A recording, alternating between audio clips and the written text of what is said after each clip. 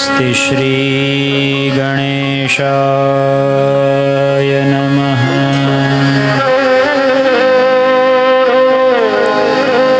श्री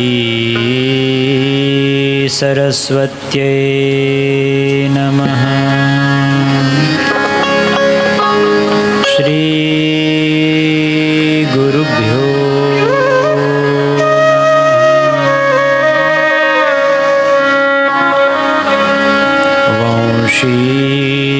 विभूषितकरा नवनीरदाभा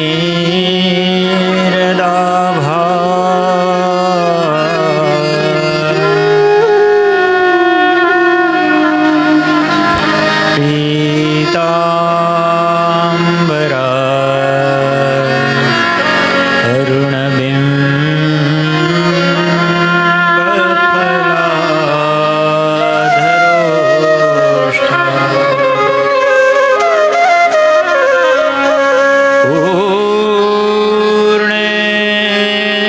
सुंदर मुखा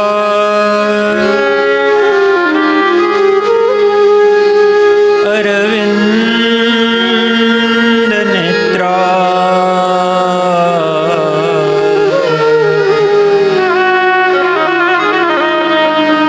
श्री कृष्णात्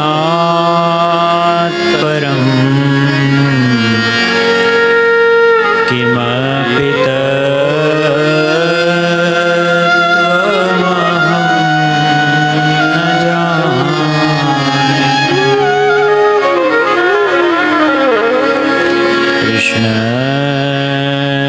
त्वदीय पदपङ्कज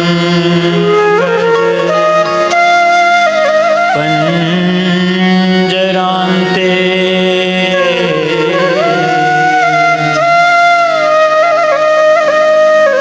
अद्यैव मे विशतु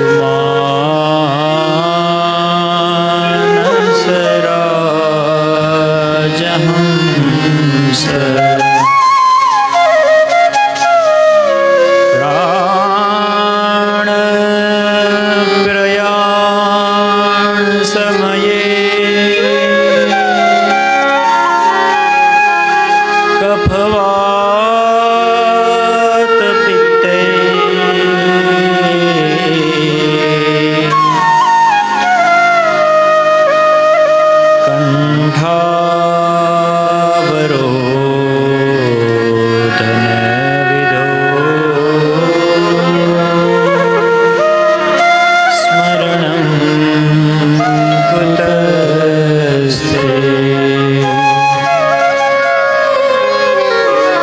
श्री द्वारिकाधीश की जय। श्री बालकृष्ण लाल की जय।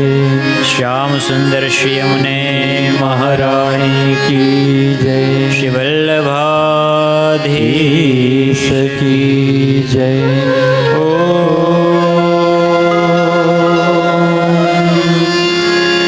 नमः पार्वती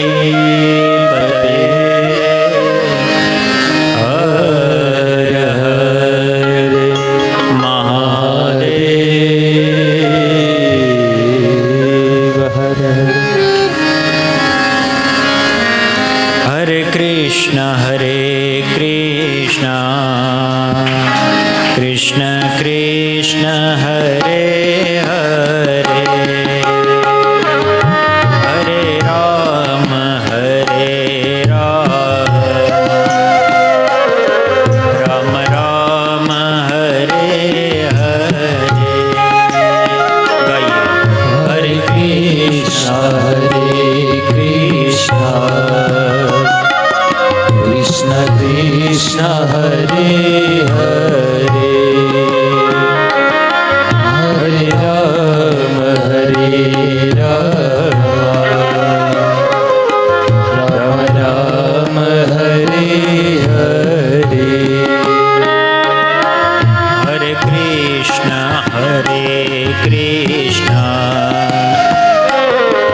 कृष्ण कृष्ण हरे हरे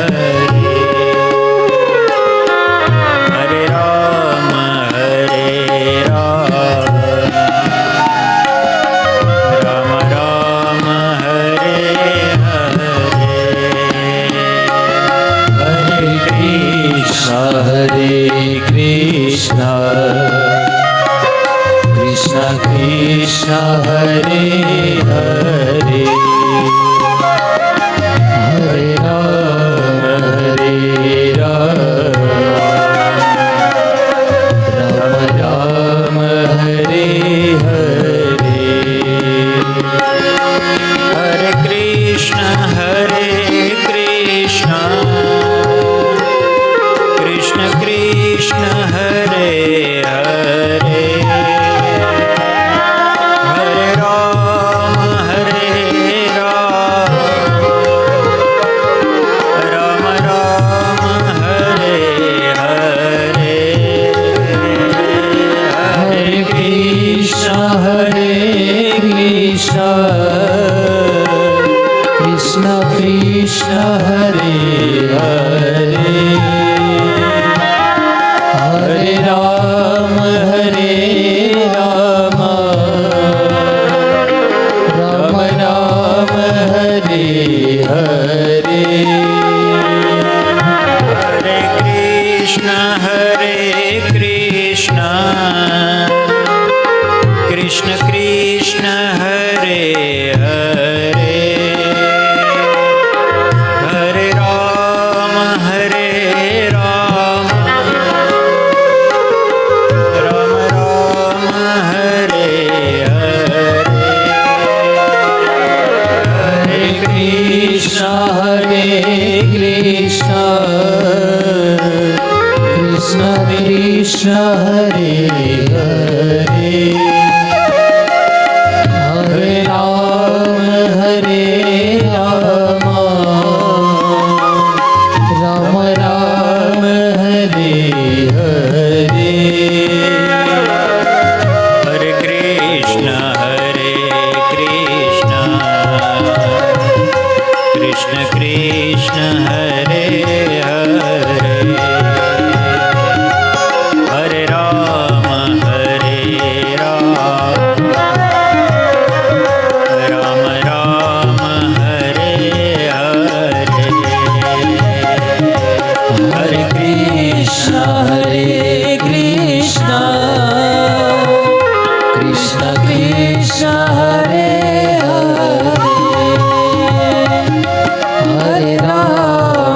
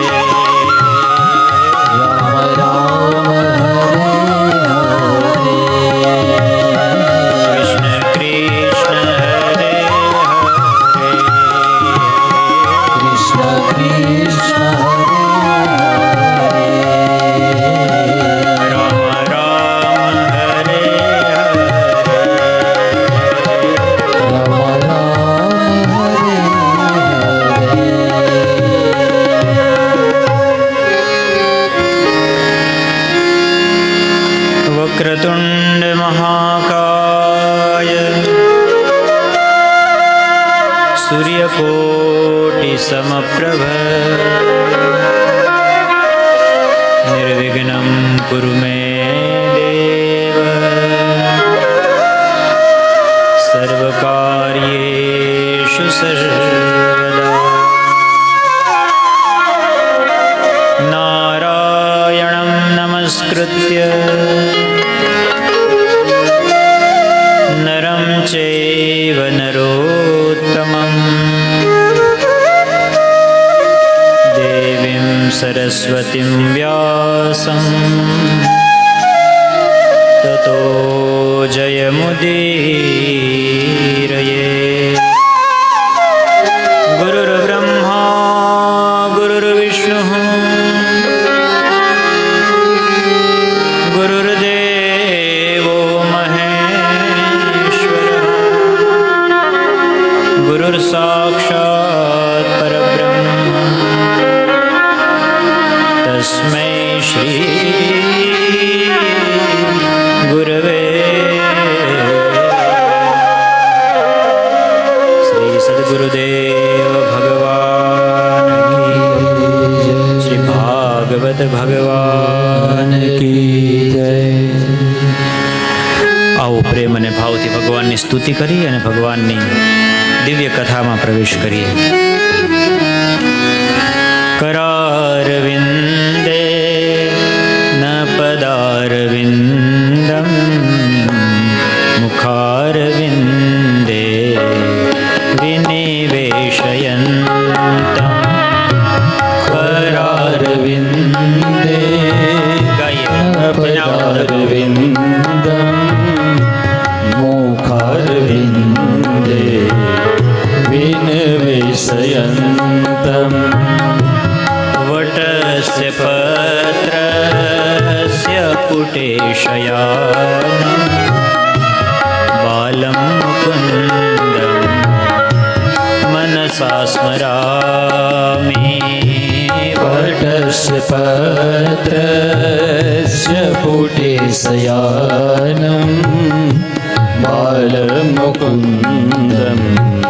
मनसा स्मरामि। श्री कृष्ण गोविंद हरे मुरारे हे नाथ नारायण वासुदेव। श्री कृष्ण गोविंद हरे मुरारे हे नाथ नारायण वासुदेव। जिह्वे पिबस्वामृतमेतदेव गोविन्द दामोदर माधवे। जिह्वे पिबस्वामृतमेतदेव गोविन्द दामोदर माधवे। तालियों के साथ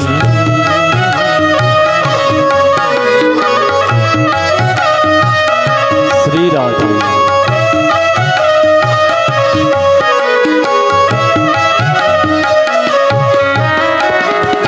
विक्रेतुका किल गोपकन्या मुरारी पादार्पित चित्तवृत्ति। विक्रेतुका किल गोपकन्या मुरारी पादार्पित चित्तवृत्ति। दद्यादिकं मोहवशादवोच गोविन्द दामोदर माधवे। दद्यादिकं मोहवशादवोच गोविन्द दामोदर माधवेति। गृहे गृहे गोपवधूकदम्बा सर्वे मिलित्वा समवाप्य योगम्। गृहे गृहे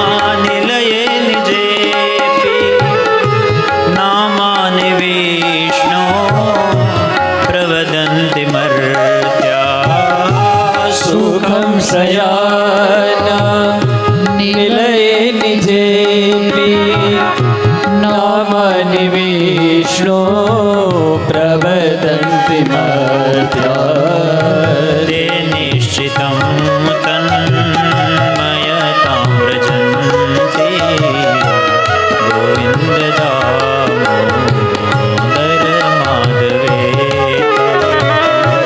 તે નિશ્ચિतं તન્મયતા વ્રજન્તિ ગોવિંદ દામોદર માધવેતિ જીહવે સદેવ ભજ સુંદરાણી નામાનિ કૃષ્ણસ્ય મનોહરાણી જીવે સદેવં ભજ સુંદરાણી નામાનિ કૃષ્ણસ્ય મનોહરાણી સમસ્ત ભક્તાર્તિ વિનાશનાની ગોવિંદ દામોદર માધવેતિ સમસ્ત ભક્તાર્તિ વિનાશનાની ગોવિંદ દામોદર માધવેતિ ગોવિંદ દામોદર માધવેતિ ગોવિંદ દામોદર માધવેતિ ગોવિંદ દામોદર માધવેતિ ગોવિંદ માધવ સ્તોત્ર પ્રેમથી પાઠ જે કરે દામોદર સે જે ગોલોક સંચરે વ્યાસ ઉવાચ इति ब्रुवाणं संस्तूय मुनीनां दीर्घसत्रिणां वृद्धः कुलपतिः सूतं बह्वृचः शौनको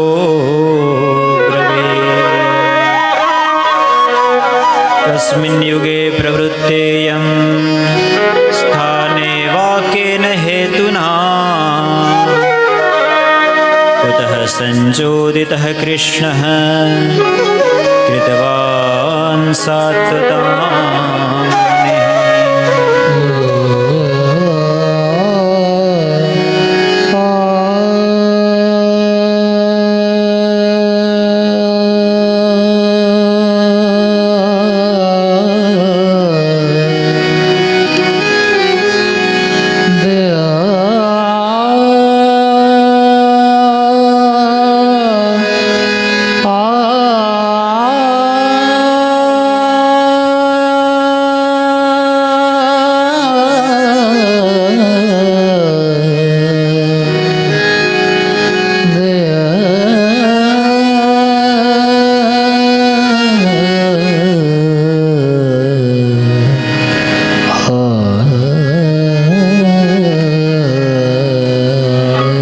શ્રી સુખદેવજી મહારાજ કી જય.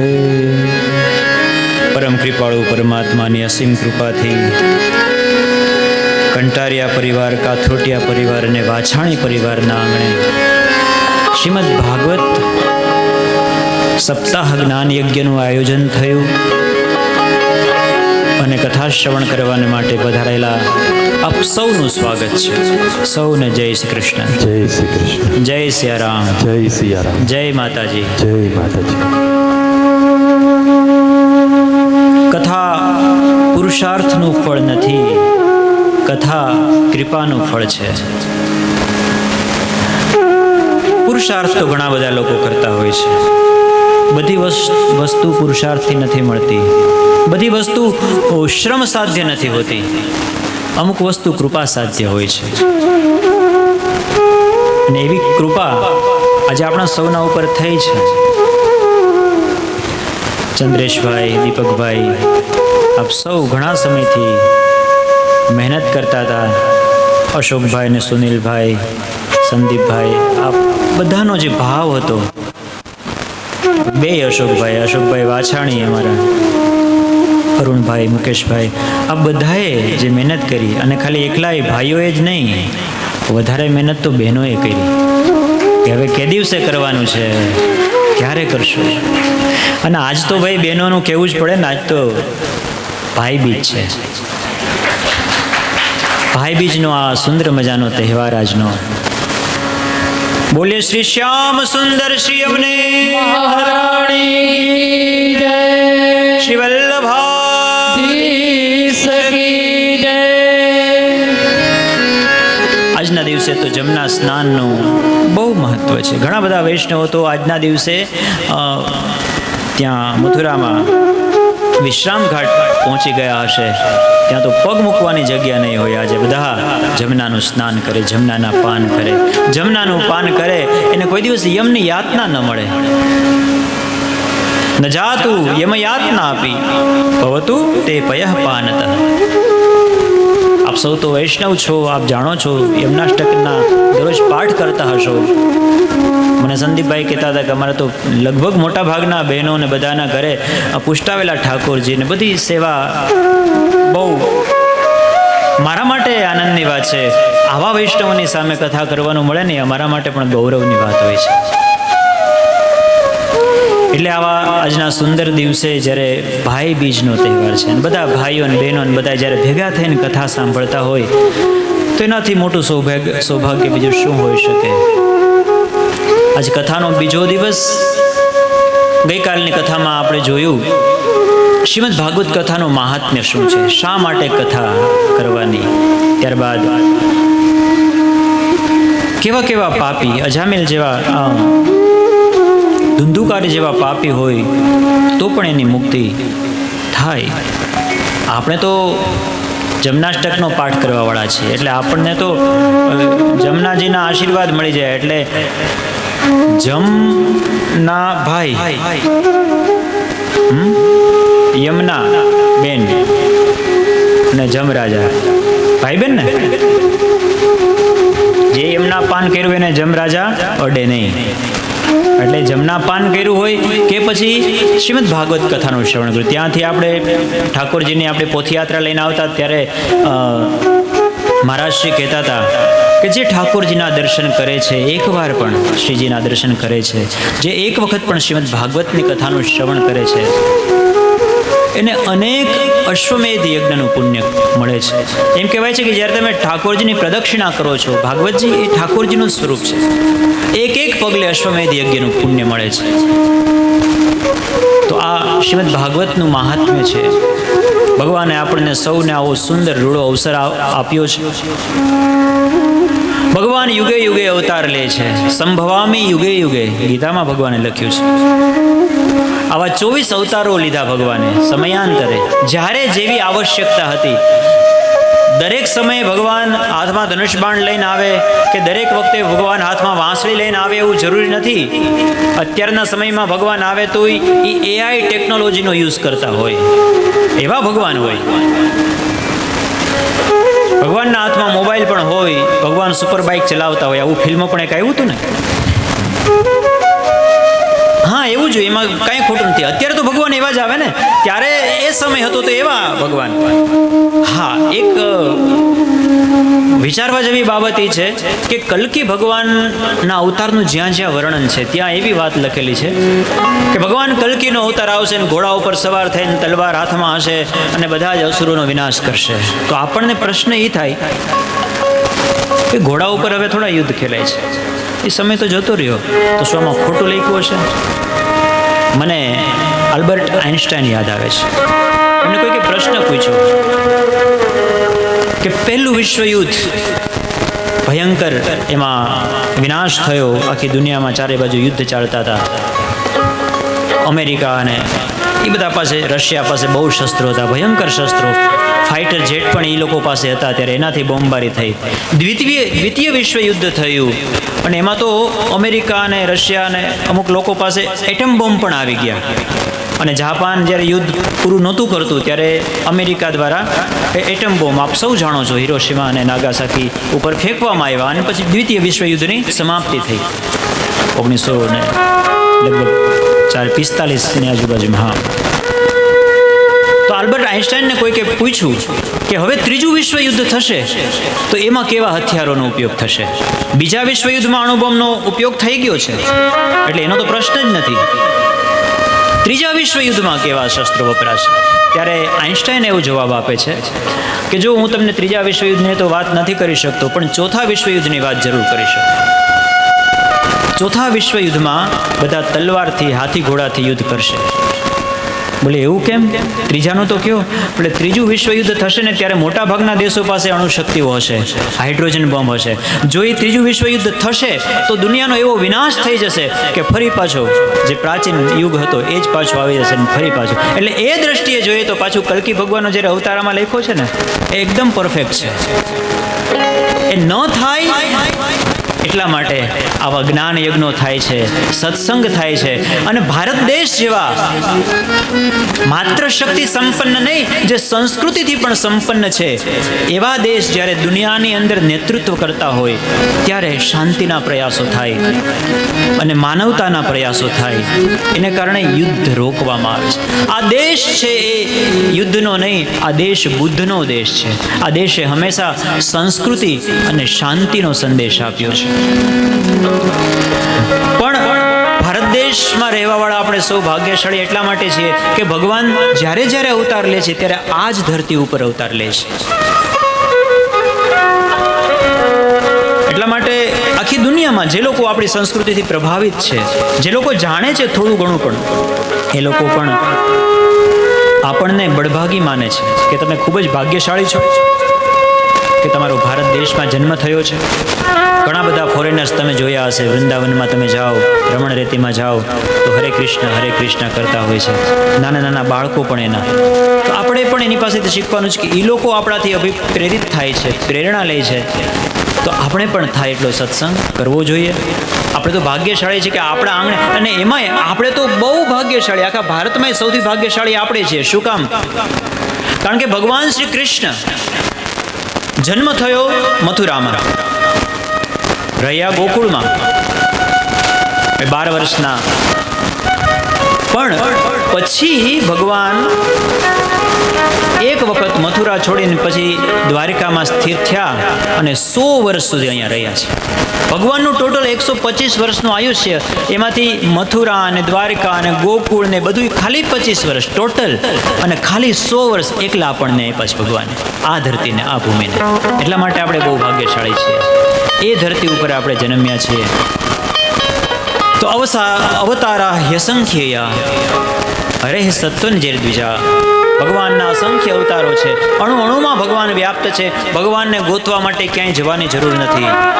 ભગવાન તો આપણી અંદર જ છે. કાલે આપણે ગાયું ને, મારા ઘટમાં બિરાજતા શ્રીનાથ છે, ઘટ ઘટ મેરો સાઈયા. ભગવાનને પ્રાપ્ત કરવા માટે શું કરવું પડે? કોઈકે બહુ પ્રશ્ન પૂછ્યો, સરસ, કે ભગવાનને પ્રાપ્ત કરવા હોય તો શું કરવું પડે?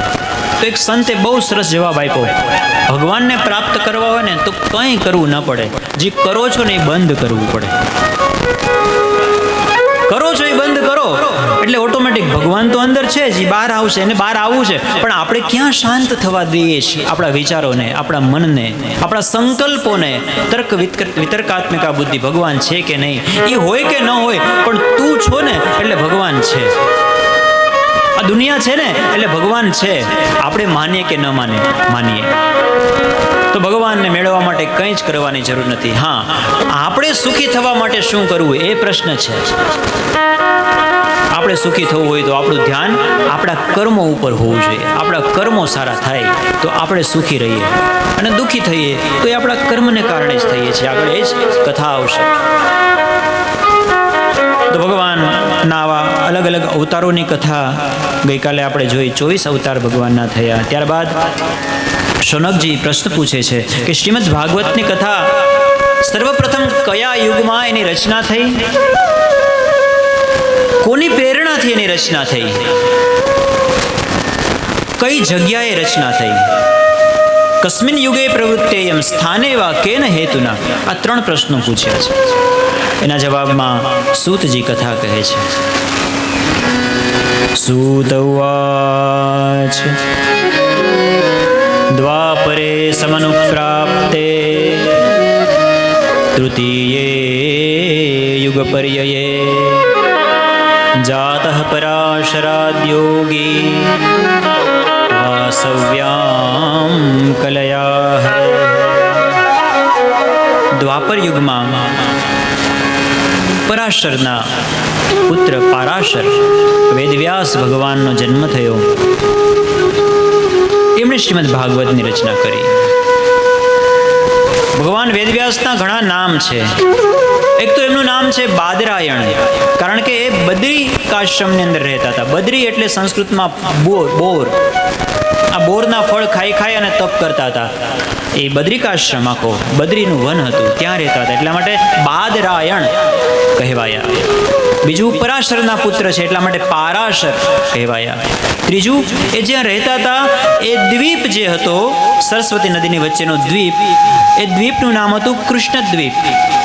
ત્યાં રહેવાવાળા એટલે કૃષ્ણદ્વૈપાયન. અને વેદનો વિસ્તાર કર્યો એટલા માટે એનું નામ પડ્યું વેદ વ્યાસ. વ્યાસ એટલે વિસ્તાર. આમ બાદરાયણ, પારાશર, વેદવ્યાસ, આવા અલગ અલગ વેદવ્યાસજીના નામ છે. પેલા તો એક જ વેદ હતો.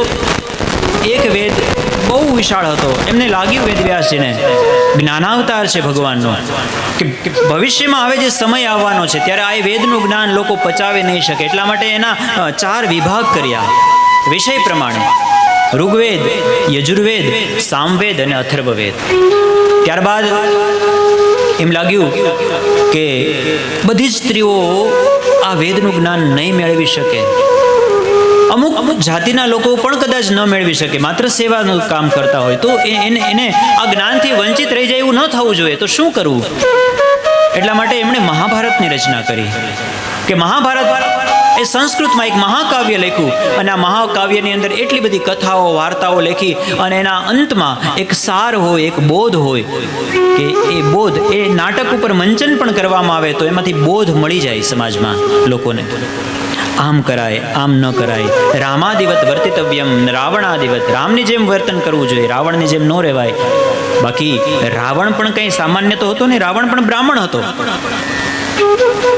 બ્રાહ્મણ હતો છતાંય રાક્ષસ કહેવાનો. ભલે ભણ્યો તો 4 વેદ, 4 વેદ ભણવા વાળો, વિચારો, છતાંય રાક્ષસ, બ્રાહ્મણનો દીકરો. એટલે જીવન આપણું કેવું છે મહત્વનું છે. વેદવ્યાસજીએ મહાભારતની રચના કરી. બહુ વિશાળ સંહિતા છે મહાભારત. 1,00,000 શ્લોક છે એની અંદર. પછી તો એને વિસ્તારથી સમજાવવા માટે 17 પુરાણોની રચના કરી.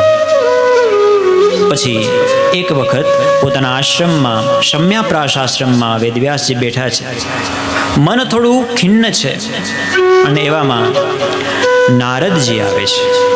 નારાયણ નારાયણ, હાથમાં વીણા છે, કડતાલ છે. નારદજીનું આગમન થાય છે. પારાશરે મહાભાગ ભવતઃ કચ્છદાત્મના પરિતુષ્યતિ શારીર આત્મા માનસ એવ વા. પૂછે છે વેદવ્યાસજીને કે હે વેદવ્યાસજી, આપ આનંદમાં તો છો ને? તમારું મન, શરીર અને આત્મા બધું ખુશ છે? ત્યારે વેદવ્યાસજી કહે છે કે તમારી કૃપાથી, ભગવાનની કૃપાથી બધી જ રીતે શાંતિ છે. પણ મારા આત્માને, તમે શરીર, મન અને આત્માની વાત પૂછી ને, તો મારો આત્મો છે ને એ થોડોક એવું લાગે છે કે હજી મારા અવતાર કાર્યનું પ્રયોજન કંઈક બાકી હોય એવું લાગે છે. મેં 17 પુરાણોની રચના કરી, 4 વેદનો વિસ્તાર કર્યો, મહાભારતની રચના કરી, લગભગ મેં જે કરવાનું હતું બધું કરી લીધું, પણ છતાંય જ મને સંતોષની અનુભૂતિ નથી થતી. આનું કારણ શું? સારું થયું તમે આવ્યા. શું મારે હજી કંઈ કરવાનું બાકી છે? ત્યારે નારદજી કહે છે કે હા, એટલા માટે જ હું આવ્યો છું તમે જ્ઞાનની વાતો બહુ કરી, તમે વૈરાગ્યની વાતો બહુ કરી, અલગથી તમે ભક્તિની પણ વાતો કરી છે, પણ હજી તમારે એક એવી સંહિતાની રચના કરવાની છે કે જેમાં જ્ઞાન, વૈરાગ્ય અને ભક્તિ ત્રણેયનો સમન્વય હોય અને જેમાં ભગવાન વાસુદેવના મહાત્મ્યનું ગાન હોય. કારણ કે આ દુનિયા જે કંઈ પણ છે, વાસનાદ વાસુદેવસ્ય વાસ્તમ ભુવનત્રયમ. ભગવાન વાસુદેવ પરાયણ જ બધું છે. વાસુદેવ સિવાય બીજું કંઈ જ નથી. ભગવાન નારાયણનો મહિમા અપરંપાર છે. તમે એક એવી સંહિતાની રચના કરો કે જેમાં ભગવાન નારાયણના ગુણગાનનું અદ્ભુત વર્ણન હોય, જેમાં ભક્તિનું, જ્ઞાનનું અને વૈરાગ્યનું સુંદર મજાનું મિશ્રણ હોય. નારદજી કહે છે કે હે વેદવ્યાસજી, ભગવાનની ભક્તિ છે ને એનો મહિમા અપરંપાર છે. આજે હું ત્રણેય લોકની અંદર વિચરણ કરું છું, મને કોઈ રોકી નથી શકતું. આ બધાની પાછળ જો કોઈ કારણ હોય તો માત્ર ને માત્ર ભગવાનની ભક્તિ. બાકી પહેલાના જન્મમાં હું એક સામાન્ય દાસીનો દીકરો હતો. મારી માં એક બ્રાહ્મણના ઘરે કામ કરતી. એના વાસણ ઉટકવાના કામ કરે, કચરા પોતા, આવા સામાન્ય વાસિંદા કરે, આવા કામ કરતી મારી માં. યોષિત મૂઢા જ કિંકરી દાસી હતી અને એનો હું એકનો એક દીકરો. પણ જો બ્રાહ્મણના ઘરે કામ કરતી હતી મારી માં, એટલે ઘણી વખત આપણને સારા માલિક મળે ને, સારી જગ્યાએ આપણે નોકરી કરતા હોય ને તોય આપણું કલ્યાણ થઈ જાય, અને સારા નોકર મળે ને તોય આપણું ભલું થાય. સારા કામવાળા મળે જે બહુ રજા ના પાડે. અત્યારે બેનો ધણીને હાચવે એના કરતાં તો કામવાળાને વધારે હાચવે છે. એને નવો ડ્રેસ આપે, હા લે આજ ભાઈ બીજ છે તો લે, હું કામ કે રજા ન પાડે એમ. જોકે મને હમણાં ખબર પડી કે એમ 7 દિવસ કપડાય ન ધોવાય, રસોઈ ન બનાવાય એવું તો મને ખબર હતી, પણ મને બધું હમણાં કોઈકે કીધું કે 7 દિવસ કપડાય ન ધોવાય. ધોવાય ન ધોવાય એમ રાખો ને. આજ ભાઈ બીજ છે, 7 દિવસ કપડાં પણ નહીં ધોવાના, 7 દિવસ રસોઈ નહીં બનાવવાની, એટલે ખાલી ભગવાનનું ભજન જ કરવાનું છે. ભગવાનની કૃપા છે.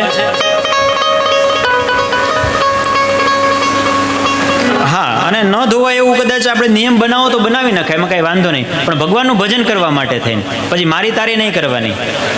પછી તો ધોવા જ પડે ને. પછીનું પૂછે છે કે પછી હું એમ, પછી તો ધોવા પડે.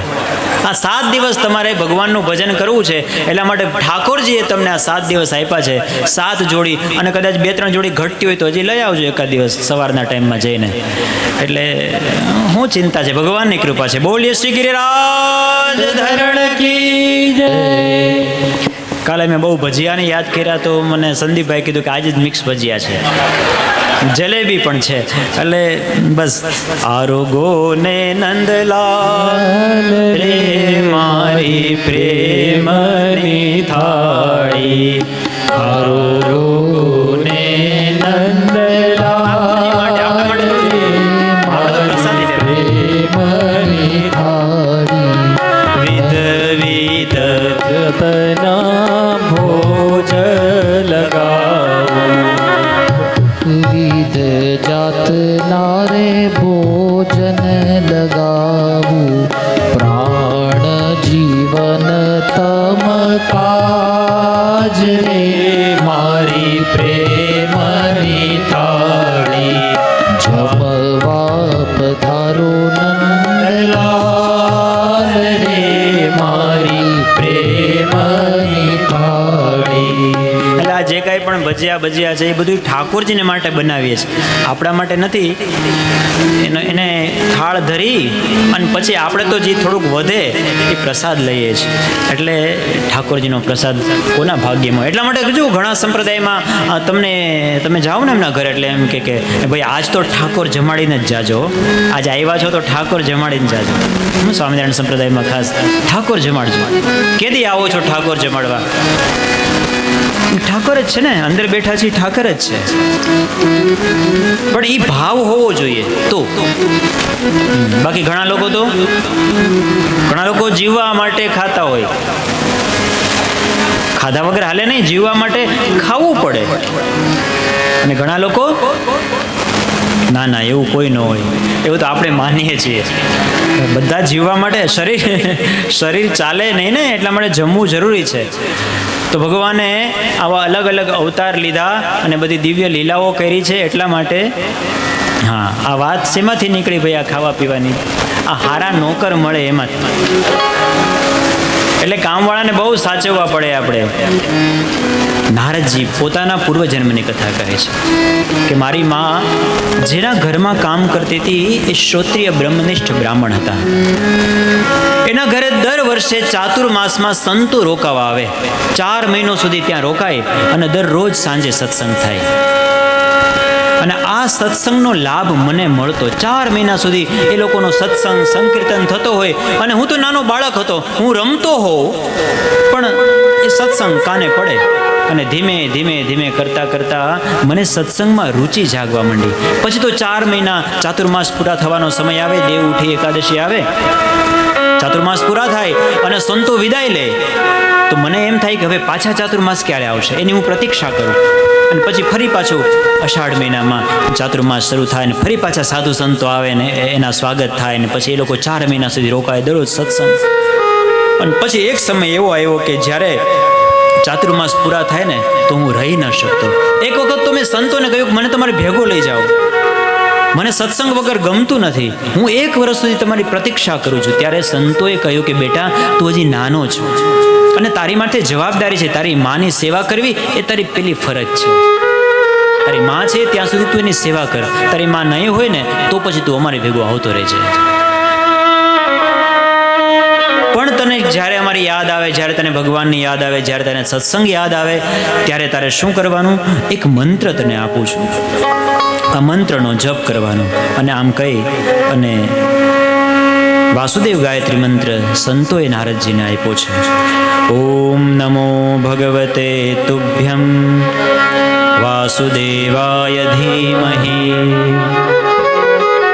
પ્રદ્યુમ્નાય નિરુદ્ધાય નમઃ સંકર્ષણાય ચ. ઓમ નમો ભગવતે તુભ્યં વાસુદેવાય ધીમહિ પ્રદ્યુમ્નાય નિરુદ્ધાય નમઃ સંકર્ષણાય ચ. બેટા, જ્યારે પણ અમારી યાદ આવે, જ્યારે પણ તને સત્સંગ યાદ આવે ત્યારે મંત્રનો જપ કરતો રહેજે. પછી સંતો નીકળી ગયા અને નારદજી જ્યારે એકાંતમાં પડે ત્યારે દ્વાદશ વાસુદેવ ગાયત્રી મંત્રનો જપ કરતા હોય. સતત જપ કરે, સતત જપ કરે. જો જપાત સિદ્ધિ, જપાત સિદ્ધિ, જપાત સિદ્ધિર ન સંશય. ગુરુએ આપેલો મંત્ર સતત એનો જપ કરો, સતત જપ કરો. એક સમય આવશે કે સિદ્ધિ આપ મેળાએ મળી જશે. પછી મંત્ર છે એ સિદ્ધ થઈ જશે. નારદજીને પણ પછી હંમેશાને માટે એ યાદ આવ્યા રાખે, મંત્રનો જપ કરે છે. અને એક દિવસ મેઘલી રાત પોતાની માં ગોશાળામાં કામ કરી રહી છે અને એમાં સર્પનો દંશ થાય છે, માતાનું મૃત્યુ થાય છે. નારદજીને સમાચાર મળે છે કે તમારી માતાનું મૃત્યુ થયું છે. નારદજી એમના અંતિમ સંસ્કાર કરે છે. માનું મૃત્યુ થયું, સ્વાભાવિક છે, દુઃખ તો થાય. પણ સંતોની વાત યાદ આવી કે તારા ઉપર માની જવાબદારી છે, એટલા માટે જ્યાં સુધી માં છે ત્યાં સુધી તારે માની સેવા કરવાની છે. આજ સુધી મેં મારી માની સેવા કરી, હવે હરિની જેવી ઈચ્છા હતી એમ કહીને હવે મને સંતોના રસ્તે જવાનો મારો માર્ગ હવે મોકળો થઈ ગયો. રાજી તો નથી જ થયા પણ દુઃખી પણ વધારે ન થયા, કારણ કે ભગવાનની ઈચ્છા હોય એમાં કોઈનું શું ચાલે. અને પછી ઉત્તર દિશામાં નીકળી ગયા છે. ધીમે ધીમે ધીમે આગળ ચાલતા જાય છે અને એમાં એક પીપળાનું વૃક્ષ આવે છે. પીપળાના વૃક્ષ નીચે બેસી અને એક ગુરુ એમાં આપેલા મંત્રનો સતત જપ કરે છે. ઓમ નમો ભગવતે તુભ્યં વાસુદેવાય ધીમહિ પ્રદ્યુમ્નાય નિરુદ્ધાય નમઃ સંકર્ષણાય ચ. ધીમે ધીમે ધીમે ધીમે ગુરુએ આપેલા મંત્રનો જપ કરતા કરતા એક દિવસનો એવો સમય આવ્યો છે કે એમનું હૃદય એકદમ શુદ્ધ થયું છે, ચિત્ત શુદ્ધ થયું છે, મન શાંત થયું છે. અને ધીમે ધીમે ભગવાનની કૃપા થઈ અને નારદજીને હૃદયની અંદર ભગવાને ચતુર્ભુજ સ્વરૂપનું દર્શન આપ્યું છે. અને એ દર્શન કરતાની સાથે નારદજીની આંખમાંથી ચોધાર અશ્રુઓ વહેવા લાગ્યા છે. નારદજી ગદગદ થઈ ગયા છે, મુખમાંથી કોઈ વાણી નીકળતી નથી, ભાવ વિભોર થઈ ગયા છે. થોડીક વાર થઈ એટલે દ્રશ્ય હતું જે દેખાતું હતું એ અદ્રશ્ય થઈ ગયું. નારદજી આંખો ખોલી, ફરી પાછી આંખો બંધ કરી કે ફરી પાછું મને રૂપ દેખાય ભગવાનનું. શંખ ચક્ર ગદા પદ્મ ધારણ કરેલા, પીળું પિતાંબર પહેરેલા, વનમાળી ઘનશ્યામ ભગવાન મને પાછા દર્શન આપે. ઘણો પ્રયાસ કરે છે નારદજી, ફરી પાછા ધ્યાનમાં બેસે છે, પણ ફરી પાછું વારંવાર પ્રયાસ કરવા છતાં એ સ્વરૂપ દેખાતું નથી. ત્યારે આકાશમાંથી આકાશવાણી થાય છે કે હે બાળક, તારા ઉપર કૃપા કરી અને મેં તને હૃદયમાં મારા સ્વરૂપના દર્શન આપ્યા છે. હવે આ જન્મમાં તને મારા દર્શન નહીં થાય, હવે આવતા જન્મમાં તને મારું સાનિધ્ય પ્રાપ્ત થશે. બ્રહ્માજી જ્યારે આ સૃષ્ટિનો પ્રલય થશે બ્રહ્માજી દ્વારા, ત્યારે બ્રહ્માજીના પાછા શ્વાસની અંદર બધા જ જીવો તમામ બધા સમાઈ જશે. અને ફરી પાછી જ્યારે બ્રહ્માજી આ સૃષ્ટિની રચના કરશે ત્યારે બ્રહ્માજીના માનસ પુત્ર તરીકે તારો જન્મ થશે અને તને મારું સદાયને માટે સાનિધ્ય પ્રાપ્ત થશે. હે વેદવ્યાસજી, આજે હું જે કાંઈ પણ છું ને એ પૂર્વજન્મની મારી ભક્તિને કારણે છું. આ ભક્તિનું બહુ મહાત્મ્ય છે. એટલા માટે તમે આવી એક સંહિતાની રચના કરો કે જેમાં જ્ઞાન, ભક્તિ અને વૈરાગ્ય ત્રણેયનો સમન્વય હોય. પછી તો નારદજી નારાયણ નારાયણ કરતા કરતા ત્યાંથી નીકળી ગયા છે. આ બાજુ વેદવ્યાસજીએ સુંદર મજાની સંહિતાની રચના કરી છે. નારદજીએ જ્ઞાન આપ્યું છે જે આદિ નારાયણે બ્રહ્માને જ્ઞાન આપેલું, એ બ્રહ્માજીએ નારદજીને જ્ઞાન આપેલું, એ જ નારદજીએ જ્ઞાન વેદવ્યાસજીને આપ્યું. એ ચતુશ્લોકી ભાગવતનો વિસ્તાર કરીને વેદવ્યાસજીએ શ્રીમદ ભાગવતની સંહિતા લખી કે જેના 12 સ્કંદ છે, 335 અધ્યાય છે, 1.5 લાખ અક્ષર છે. એમાં આપણે કીર્તનમાં, ધૂળમાં, મને કોણ લગભગ તો ચંદ્રકાંતભાઈ જ કહેતા હતા કે દરરોજ આંબો અમે ગાઈએ. કોઈક મને કહેતું હતું પરિવારમાંથી કે દરરોજ આંબાનું ગાન કરીએ. આ આંબો એટલે શું? આંબો એટલે શ્રીમદ ભાગવત. આંબો એટલે ભગવાન. ઉર્ધ્વ મૂળ મધશાખમ અશ્વત્થમ પ્રાહુરવ્યમ છંદાંસી યસ્ય પર્ણાની યસ્તમ વેદ સવેદવિદ. આ આંબો છે, આનું થડ ઉપર છે, ભગવાન પાસે છે, અને નીચે જે કંઈ પણ ફેલાયેલું છે, શાખા પ્રશાખા, આ બધા આપણે છીએ. આવું આપણે પણ આ આંબાને યાદ કરી અને એનાથી પરિચિત થઈએ કે આંબો અખંડ ભુવનથી ઉતર્યો, આંબો અખંડ ભુવનથી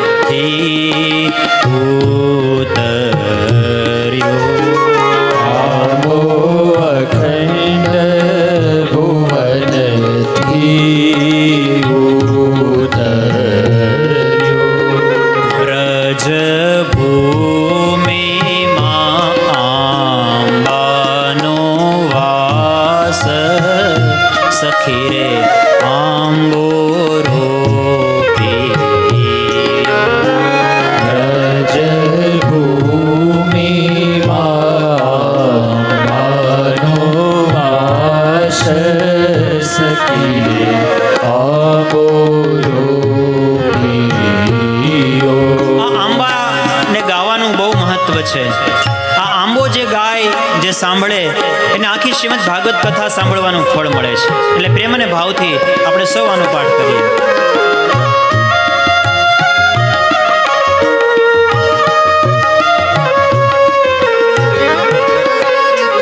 આંબે વસુદેવજીએ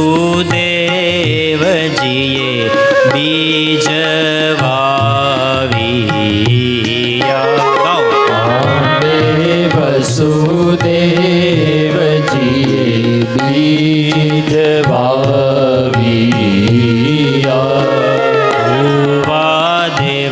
દેવકીજી ક્ષેત્ર પ્રકાશ સખી રે આંબો રોપી.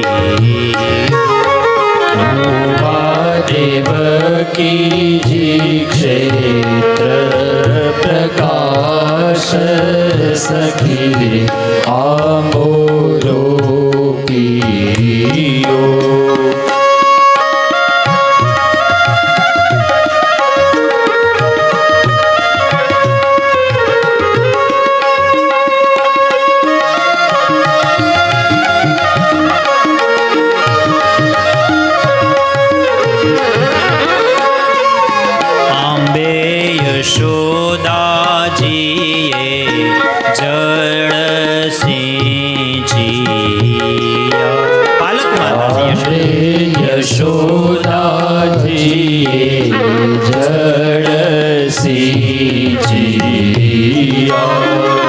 નંદ ગોપ આંબાના રખવાળ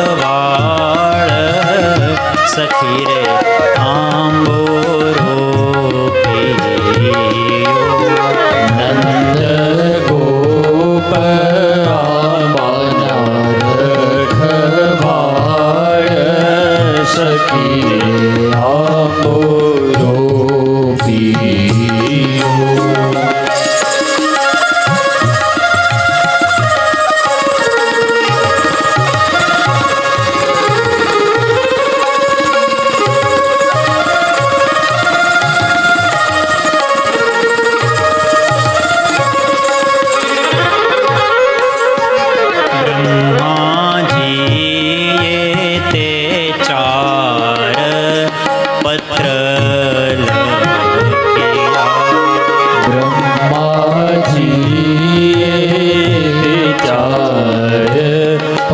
ચતુશ્લોકી ભાગવતની વાત છે। બ્રહ્માજીએ 4 પત્ર લખ્યા અને પછી મુનિ નારદને કીધી છે જાણ। નારદજીને જ્ઞાન આપ્યું, જે કથા આપણે સાંભળી રહ્યા છે। પછી વ્યાસજીએ વ્યાસ મુનિએ તે 4 પત્ર કર્યા। વ્યાસ મુનિએ તે 4 પત્ર કર્યા। તેના 9 ખંડમાં છે નામ સખી રે આંબોરો પિયો। તેના 9 ખંડમાં છે નામ સખી રે આંબોરો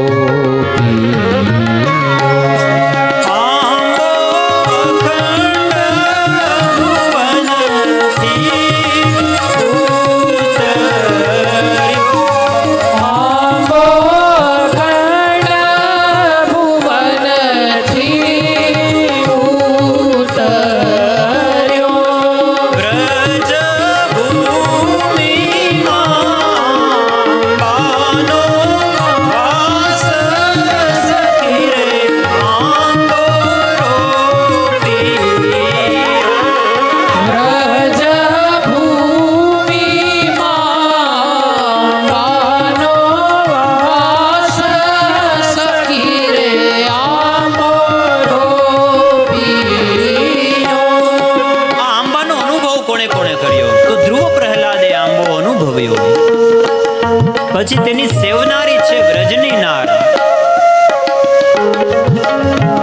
અને શ્રીમદ ભાગવત એ આંબાનું ફળ એટલે શ્રીમદ ભાગવત। દ્વાદશ સ્કંદ આંબાના ફળ થયા। દ્વાદશ સ્કંદ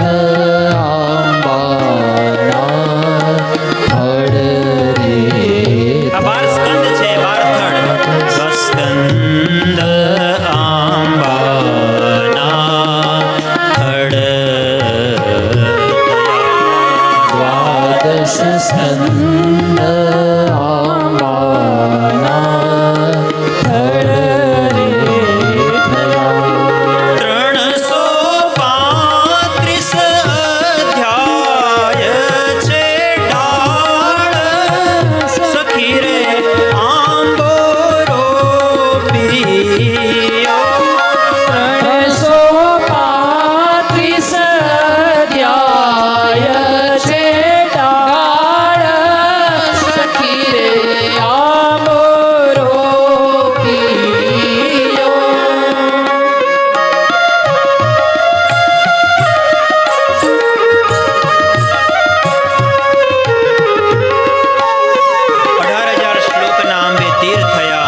900 લક્ષે અક્ષર આંબે પાન, અને પછી તો આંબો કલ્પ વૃક્ષ થઈને દૂજ્યો. 14 ભુવનમાં એની છાઈ. અને આની અંદર શ્રીમદ ભાગવતમાં 43 પ્રકારના પ્રકરણ છે. એટલે 43 પ્રકરણ આંબાના ઝુમખા. આંબામાં ફળ લાગે ને એની પેલા મોરના ઝુમખા લાગે. એટલે એમ અલગ અલગ કથાઓના જે ઝુમખાઓ છે 43 ઝુમખા. અને પછી એમ લાગે કે હવે આમાંથી ફળ આવવાની તૈયારી છે, પણ એ ખબર કેમ પડે? તો એક પોપટ આવે અને એ પક્ષી આવી અને ફળને વેડે, અને પછી જો એ ફળને તમે ખાઓ તો એ ફળ મીઠું જ હોય. એમ આ આંબાના ફળ એટલે શ્રીમદ ભાગવત. પણ એ ફળને વેડવા વાળો પક્ષી કોણ? તો શ્રી સુખદેવજી મહારાજ. સુખદેવજીએ આ ફળને વેડ્યું છે. શ્રીમદ ભાગવત આંબા